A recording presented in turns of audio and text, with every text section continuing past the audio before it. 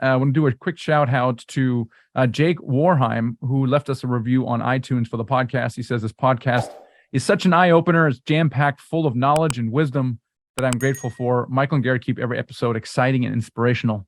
Thanks so much, Jake, for that review on the podcast. I want to also highlight one of our first deal makers, anyone who does a deal that we've influenced in a way, and that is Oleg Shalumov. And he had a 20 unit in Alabama valued at $1.1 million. So congratulations to Oleg. And he did work with us. Not everybody necessarily works with us, but many people do. It's the fastest way to get results. And if you're interested in working with us, go to themichaelblank.com/mentor and fill out an application. Just have a conversation with us. You're going to get a lot of clarity around what's important to you and how best to get there. And if we can work together, we can help you get there faster, avoid some of the bigger mistakes, then great. If not, we'll part as friends. Not a big problem. So go check out the michaelblank.com/mentor if that is relevant to you right now. With that, let's get our co-host on the show here, Garrett Lynch. What's going on? What's going on, Michael? So one of the things that's really, really important in this business is obviously broker relationships. And I know that, especially when you don't have a track record, trying to get their attention is very difficult. Talk a little bit more about the best ways to do that right now.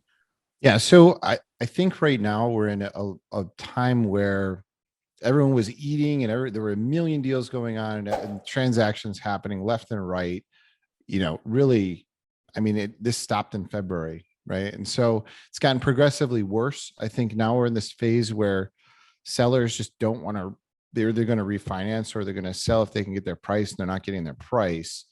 And so it's causing problems. So that you're just not seeing as many transactions right now. So what you need to do to capitalize on that, it doesn't matter what level you're at, now you have these brokers are free and you can now pour into those relationships and build them out further than you could last year. This is a huge opportunity that a lot of people I don't think see. And the reason I'm thinking about this now and it's on my mind is I was just in Atlanta last week and the whole Cushman team showed up for dinner with me. And I'm like, whoa, that never happened. They're rolling out the red carpet. This had never happened a year ago.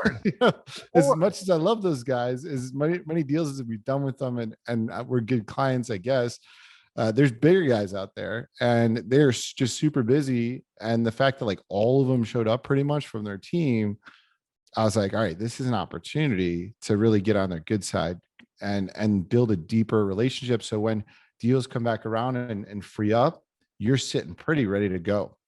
Well, that's the thing. And you as an investor, you want to stand out from the rest. And most people, by the way, are not prepared to jump on a plane and actually tour a property and take them out to lunch or dinner. And that sets you apart. So anything that sets you apart from anyone else is really key in building a relationship with these brokers. They'll take you out right now. They tell you they've got their company card. They're just not even using it. So have them take you out for a nice 2K dinner or whatever you want, man. It's great. These guys, and by the way, they're awesome. All these teams are awesome.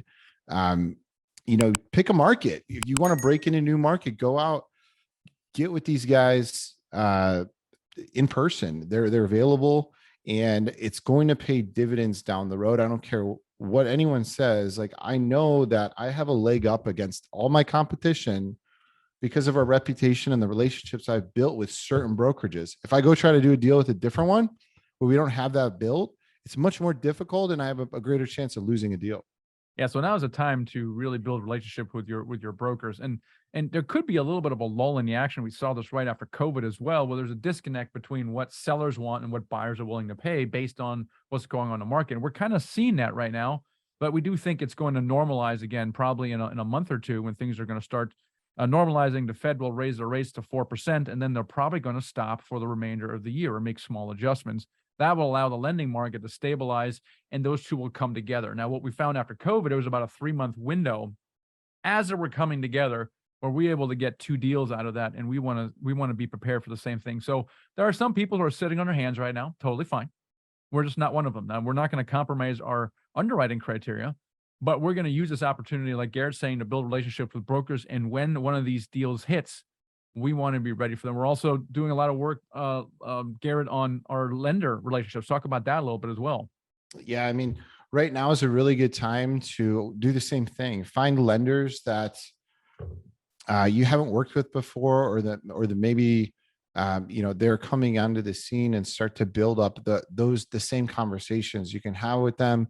You can meet with those guys too. I like to go on a roll with a lender that I like a lot, and then build that relationship.